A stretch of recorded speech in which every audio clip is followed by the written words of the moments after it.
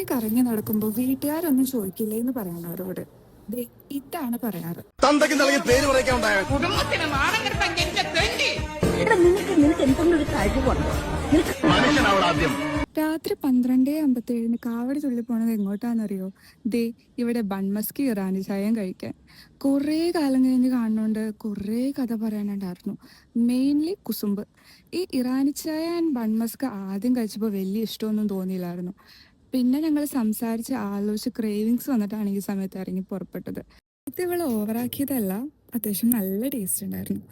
2 type bun maska ആയിരുന്നു. One was hazelnut and the other one was പേര് ഓർമ്മയില്ല. എനിക്ക് ഹേസൽനട്ടിനേലും കുറച്ചുകൂടി ഇഷ്ടമായത് ഈ ഒരു ക്രീമി ബൺമസ്ക ആയിരുന്നു. ഇവർ ഇറാനി ടീയുടെ കൂടെ ബിസ്ക്കറ്റ്സും തരും. സോ ബൺമസ്ക ഇല്ലെങ്കിലും നല്ല ടേസ്റ്റി ആയിരുന്നു കഴിക്കാൻ. പിന്നെ ഇവിടെ എപ്പോൾ വന്നാലും നല്ല തിരക്കായിരിക്കും. സൈഡ് ടേബിൾ കിട്ടിയത് തന്നെ എന്തോ ഭാഗ്യം.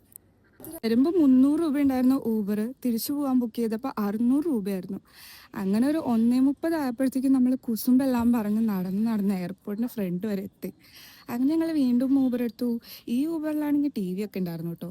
നല്ല ഇഷ്ടപ്പെട്ടു. ഓൾസോ നല്ല ഊബർ ചേട്ടനായിരുന്നു. അങ്ങനെ തിരിച്ച് വീട്ടിലെത്തി മമ്മിയുടെ തെറി കേട്ടു.